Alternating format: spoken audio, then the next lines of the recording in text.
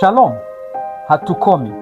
Siku ya leo ninayo maombi matatu muhimu sana kwa ajili yako mtu wa Mungu. Tunakwenda kuomba hekima ya kutumia kinywa chetu vizuri.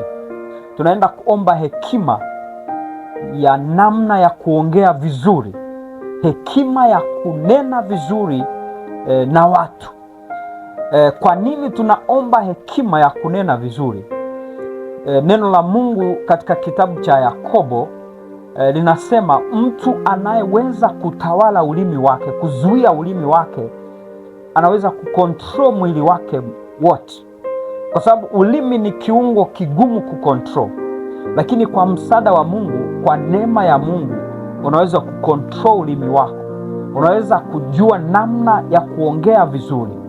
Lakini pia maneno unayoyaongea, maneno unayoyasema kila wakati katika maisha ya kila wakati, ya kawaida, iwe kwenye vikao, iwe na marafiki zako, iwe popote pale, yanaweza yakafungua milango kwa ajili yako au yakafunga milango kwa ajili yako.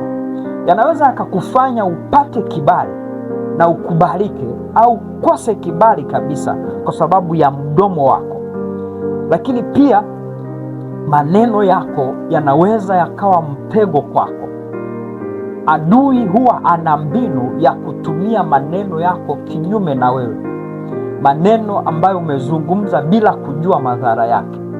Utakumbuka Bwana Yesu alipokuwa hapa duniani, kila wakati Mafarisayo walikuwa wanampa maswali ya mitego yanayohusu mambo ya Torati, ili aweze kuongea vibaya, akosee kuhusu mambo ya Torati, alafu aweze kupata jambo la kumshtaki kwa sababu ya kutumia mtega kupitia kinywa chake.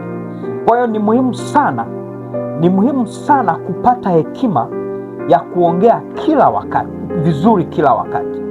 Na hii hekima inawezekana kuipata, inawezekana kupata hekima ukaboresha usemi wako, ukaongea maneno yanayokufanya upate kibali, sio ukose kibali, kwa msaada wa Mungu, kwa sababu Mungu yuko kwa ajili ya kutusaidia mimi na wewe. Kitabu cha Kutoka sura ya 4 mstari wa 12 kuna andiko linasema, basi enenda nami nitakuwa pamoja na kinywa chako na kukufundisha utakalo linena. Mungu anamwambia Musa kwamba aende, atakuwa na kinywa chake. Kuna tofauti kati ya kuenda mwenyewe na kinywa chako na Mungu kuenda pamoja na kinywa chako. Lakini Mungu anakuwa na kinywa chako pale unapomwalika, pale unapomhitaji akusaidie namna ya kusema. Utakapotumainia akili zako, utakapotumainia vitu vingine vyovyote, Mungu hawi pamoja na wewe. Lakini pale unapomwita, pale unapomhitaji awe na kinywa chako, akufundishe la kusema, anaweza akakusaidia na ukaweza kusema vizuri.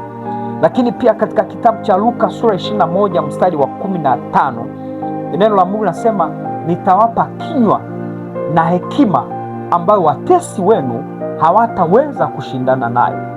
Ona Biblia inavyosema, inaunganisha kinywa na hekima, kwa sababu hekima inaweza kukusaidia namna ya kunena vizuri. Hao watu wanaoambiwa kwamba watapewa vinywa, sio kwamba hawakuwa na vinywa.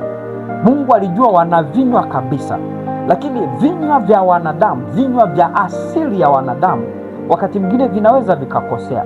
Lakini Mungu anapoachilia hekima juu yako, anapokupa kinywa, anapokupa usemi, haukosei na unaongea sawasawa. Mtume Paulo anasema, niombee nipate usemi.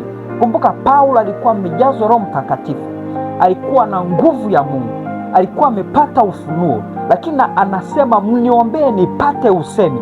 Manake nipate cha kusema, nijue namna ya kusema. Mungu atakusaidia utakapoomba maombi haya tunayokwenda kuomba pamoja, kwa kumaanisha na kutoka moyoni. Inawezekana umekuwa ukiongea maneno na unakuta yale maneno uliyoongea yamekuwa kinyume na wewe, au yametumika kinyume na wewe, au pengine unaongea kutokana na hasira, au unaongea kutokana na hisia. Haitakiwi kuwa hivyo. Unapoongea kutokana na hekima ya Mungu inakusaidia kuzuia ile hasira, kuzuia zile hisia, kuzuia maneno ya ovyo yasiyofaa, na hekima ya Mungu wakati huu inakuwa juu yako. Tunakwenda kuomba pamoja, na amini kwamba tunapoomba pamoja Mungu atakusaidia, Mungu atakuwezesha, atakupa neema ya kunena vizuri. Tunaomba ombi la kwanza kutoka kitabu cha Zaburi 141 mstari wa 3, nasema: Baba, katika jina la Yesu, zuia midomo yangu kunena mabaya, nipe hekima ya kunena maneno yanayofaa kila wakati. Sema: Baba, katika jina la Yesu, zuia midomo yangu kunena mabaya, nipe hekima ya kunena maneno yanayofaa kila wakati, katika jina la Yesu. Nenda mbele za Mungu, omba ombi hilo, mwambie Bwana azuie midomo yako kunena maneno mabaya na akupe hekima ya kunena maneno yanayofaa, katika jina la Yesu.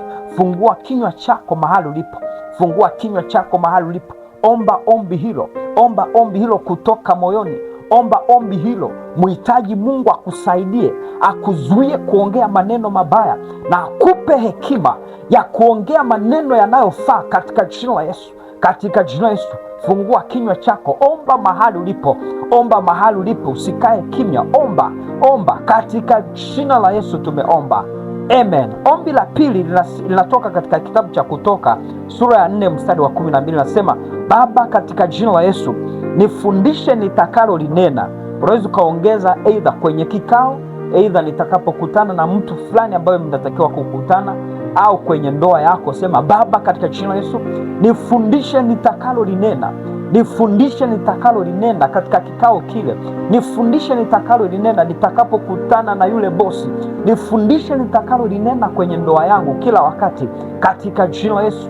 Nifundishe nitakalo linena, nifundishe nitakalo linena. Fungua kinywa chako mahali ulipo, fungua kinywa chako, omba mwenyewe, omba kutoka moyoni, omba kwa kumaanisha, katika jina la Yesu Kristo tumeomba, amen. Ombi la mwisho na la tatu nasema, natoka katika kitabu cha Luka sura 21 mstari wa 15, nasema: Baba, katika jina la Yesu, nipe kinywa kilicho bora na hekima zaidi ya watesi wangu. Fungua kinywa chako, sema: Baba, katika jina la Yesu, nipe kinywa kilicho bora na hekima zaidi ya watesi wangu. Nipe kinywa kilicho bora na hekima zaidi ya watesi wangu. Fungua kinywa chako, omba ombi hilo, mwambie Baba, nipe kinywa kilicho bora na hekima zaidi ya watesi wangu, katika jina la Yesu Kristo tumeomba, amen. Maombi haya unaweza ukayaomba ukiwa na muda wa kutosha, ukiwa nyumbani kwako au ukiwa mahali unapoomba, ukapata muda wa kutosha ukaomba maombi hayo kwa muda wa kutosha zaidi. Lakini pia maombi haya unaweza pia ukayaomba kwa ajili ya mtu mwingine.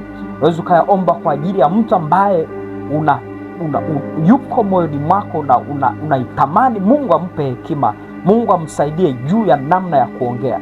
Mungu akubariki sana, mtu wa Mungu. Tukutane episode inayofuata.